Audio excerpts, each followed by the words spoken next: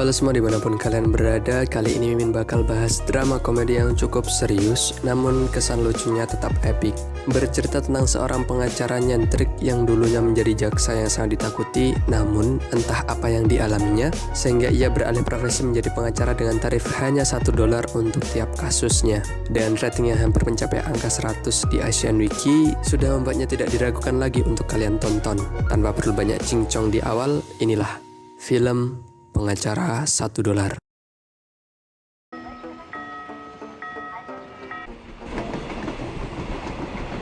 Cerita diawali dengan memperlihatkan seorang pria bernama Pak Kim yang berniat untuk bunuh diri. Entah apa masalah yang sedang dialaminya, namun bujukan ngops bareng Pak Damkar pun ditolak mentah-mentah olehnya. Di tengah keributan itu, muncul seseorang yang dengan gagah berani naik ke tempatnya.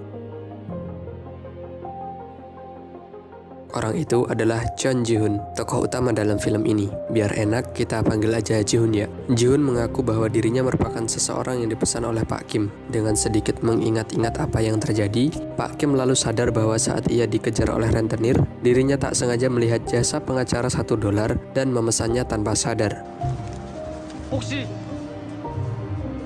Ji-hoon pun menagih ongkos $1-nya, dan hal itu membuat Pak Kim menjadi heran karena pada umumnya jasa pengacara sangatlah mahal.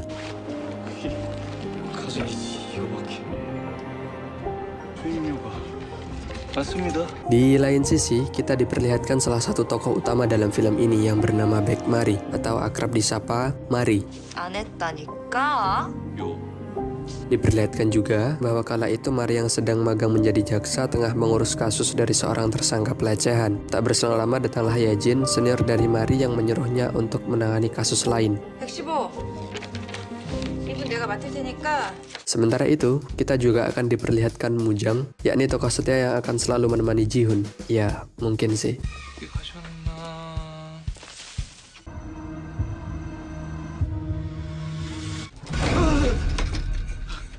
Setelah selesai menyebut bestinya, Ji-hoon pun berangkat ke suatu tempat untuk menagih sesuatu.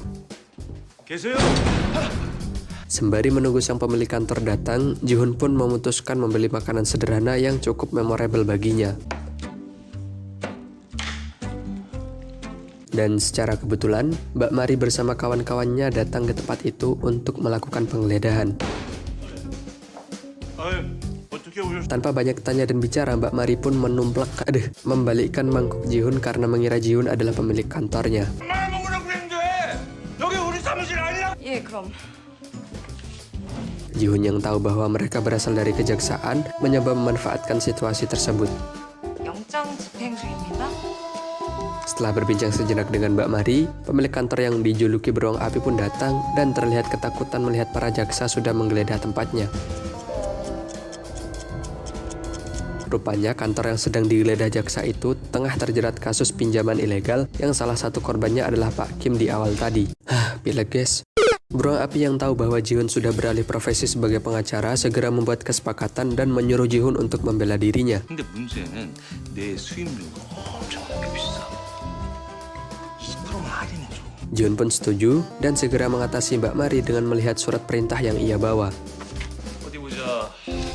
빠진 게 Sadar bahwa surat perintah itu tidak mencantumkan penggeledahan di malam hari, Ji-hoon pun dengan cerdas mengulur waktu agar jadwal penggeledahan Mbak Mari melewati batas waktu yang sudah ditentukan di surat tersebut. 봐봐요. 야간 집행해 기업 임원 시간이 19시 1분. Akhirnya, Mbak Mari dan seluruh rekan pun terpaksa pulang tanpa mendapatkan barang bukti kejahatan yang berarti. Nah, bersamaan dengan Mbak Mari keluar, Pak Kim pun masuk ke kantor beruang api dan tengah ditagih terkait uang yang pernah ia pinjam dulu. Melihat tagihan yang membengkak luar biasa, Ji-hoon pun merasa janggal dan mencoba untuk menghitungnya kembali. 어이 불닭. 계산 한번 다시 해봐. 100번 1000번 해봐도 똑같다고. 그 100번 1000번 내가 한 번에 Setelah dihitung, terlihat bahwa tagihan tersebut tidak berkurang, justru bertambah. 뒷님이 아주 정확하시네. Tentu hal itu membuat Pak Kim panik, namun ternyata tagihan itu ditujukan kepada beruang api karena itu merupakan tarif untuk membelanya dari penggeledahan jaksa tadi. 아니 근데 그 끝에 그 3만 원 그 짜장면값 이게 다시 한번 계산을 해줄게. 잘 봐. 그럼 갑시다. 지금 다 끝났는데. 야간 수당. Rupanya, tarif besar yang diajukan Ji-hoon itu untuk melunasi hutang milik Pak Kim. Tak hanya itu, saat Pak Kim berniat memberikan sebagian uangnya kepada Ji-hoon sebagai bentuk terima kasih, Ji-hoon pun menolak bahkan memberikan uang lemburnya kepada Pak Kim. 본인 돈이잖아요. 금액 맞는지 확인해봐요. 니네를 어떻게 제 마음이라고 생각하고 받아주세요. 너 도요. 나 그때 받은 1,000원이면 충분히. 또 한강 가지 마시고. 변호사님.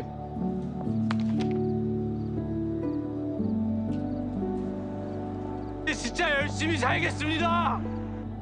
정말 감사합니다. Sedih banget anjing. Nah, usainya dengan kasus penjual Pak Kim, suatu ketika terjadi kesalahpahaman antara Pak Lee yang berniat menolong seseorang yang terjatuh. Namun apesnya, ia malah dituduh sebagai pencopet. Istri Pak Lee pun segera menemui Ji-hoon dan meminta bantuannya. 어떻게 오셨습니까? Sayangnya kasus ini cukup sulit, mengingat Pak Lee dulunya memang mantan pencopet yang pernah tertangkap 4 kali. Namun setelah melihat bahwa anaknya tengah mengidap penyakit jantung dan mendengar kesaksian dari istri Pak Lee bahwa dulu Pak Lee sempat melukai tangannya sendiri agar tak bisa mencopet, Ji-hoon pun pergi menemui Pak Lee untuk memastikannya secara langsung. 아저씨, 약 잘 먹고 밥 잘 먹고 건강해지면 아빠 빨리 온다. 그럼 나랑 약속할 수 있어요? Melihat temannya yang bertindak heroik, Mujang Besti dari Ji-hoon ini pun tak mau kalah dan ikut beraksi. Walau endingnya nyesel sih. 달 말까지는 병실 비워주셔야 해요. 병원비 얼마입니까? 1,300만 8,120. Di sisi lain, Mari tengah menangani kasus yang sama. Sembari melihat kondisi Pak Lee yang berkeluarga, Mbak Mari pun menghasut Pak Lee untuk menulis surat permohonan maaf agar bisa mendapatkan keringanan. Alih-alih membawa kasusnya ke meja hukum, mengingat kasus nyopetnya dulu yang membuatnya sulit lolos dari tuduhan ini. 병원비가 밀려서 어쩔 수 없이 죄를 지었어. Usainya interogasi tersebut, Pak Lee didatangi oleh Ji-hoon yang mencoba memastikan bahwa Pak Lee bukanlah pelakunya. 소미를 만났습니다.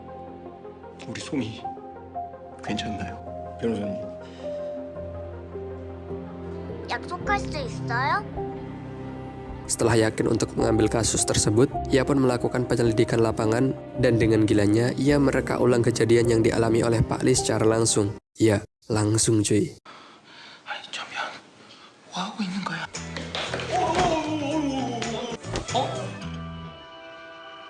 Namun berbeda dengan Pak Lee yang mantan napi, Ji-hoon dapat lepas dari tuduhan itu berkat statusnya sebagai pengacara. 지훈 변호사라고 합니다. 안녕하세요. Setelah kejadian itu, ia pun segera mengajukan sidang juri untuk kasus yang tengah dialami oleh Pak Lee. 볼까? Karena banyak istilah sulit, Mimin akan jelasin dikit terkait apa itu sidang juri. Nah, sidang juri itu merupakan sidang yang digelar untuk memutuskan suatu perkara melalui beberapa juri. Nah, dihukum atau tidaknya seseorang itu bergantung pada kesepakatan para juri tadi. Oke, lanjut. Ajuan sidang ini membuat Mbak Mari sebagai jaksa kesal, mengingat Pak Lee sebelumnya sudah setuju untuk memberikan surat permohonan maaf. 근데 어떤 정신 나간 변호사가 국민 참여 재판? 도대체 누구예요, 그 변호사가? 제가 그 정신 나간 변호사입니다. Namun, hal gila lain pun terjadi lagi. 철을 바라는데.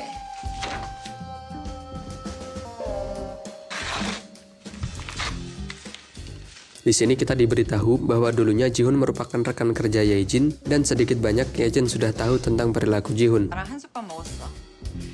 우리 100마리 지고. Setelah Ji-hoon keluar dari tempat itu, Ye-jin pun menceritakan sedikit kisah Ji-hoon yang dulunya memang sering melawan perintah atasan. 수사 잘하기로 유명했지. 말 안 듣. Walau mulanya Mari mengira Ji-hoon adalah pengacara yang tidak jelas, namun setelah melihat Ji-hoon yang sedari tadi mempelajari kasus, membuatnya berpikir 2 kali untuk bisa bersantai. 만약 이상한 변호사가 아니라면? Mari pun tak ingin kalah, ia pun segera kembali ke kantor dan segera mempelajari kasus untuk sidangnya besok. Sebelum hari persidangan, Mari mendapatkan wejangan dari Ye-jin bahwa dalam sidang juri, penting diketahui untuk melihat kecenderungan sifat dari masing-masing juri. Di situ Ye-jin menambahkan bahwa Mari harus melihat juri yang lebih tegas, daripada memilih juri yang lebih pemaaf. Maka dari itu, Mari pun dilatih untuk memberikan pertanyaan pancingan agar dapat mengetahui sifat masing-masing juri. hari persidangan pun tiba. Sidang diawali dengan pemilihan kandidat juri dari jaksa dan pengacara. Setiap kali Mari memberikan pertanyaan pancingan, Ji-hoon seperti sudah tahu apa yang direncanakan oleh Mari. Namun sebaliknya, pertanyaan Ji-hoon yang terkesan bercanda justru membuat Mari bingung dan tertinggal satu langkah di depannya. 없습니까? 장난스럽습니다. 인정합니다. 만두. Usainya proses pemilihan juri, Mari dibuat kesal setelah Ji-hoon kembali berulah dengan memberikan pertanyaan konyol. 죄송합니다. Walau sempat beberapa kali mendapat peringatan dari hakim, namun rupanya hal itu dilakukan Ji-hoon untuk membangun kepercayaan para juri bahwa bisa saja sang penuduh yang saat itu dalam kondisi mabuk melakukan kesalahpahaman terkait apa yang telah dilakukan oleh Pak Lee. 피고인은 인생이 달려있다. Namun cara pertamanya tersebut gagal karena setelahnya Mari mengcounter pernyataan Ji-hoon dengan menunjukkan catatan masa lalu saat Pak Lee masih menjadi siswa. Di situ tertulis bahwa kebiasaan mencuri Pak Lee memang sudah ada sejak sekolah dahulu. 버릇이 나쁘다. 도벽이 있어. Walau terlihat kalah, namun Ji-hoon tidak kehabisan akal dan berniat membalikkan keadaan dengan bukti yang ia bawa. 분위기 한번 반전시켜 봅시다. Namun sebelum penyerahan bukti tersebut, Mari menolak karena pada dasarnya bukti harus diberikan sebelum sidang dimulai. Hal itu pun memaksa Ji-hoon untuk bernegosiasi dengan menyuruh Mbak Mari untuk mengecek bukti terlebih dahulu sebelum menolaknya. 검사 측 변호인 앞으로 나오세요. 검사 측. 검사 측이 먼저 보세요. Dan pada akhirnya,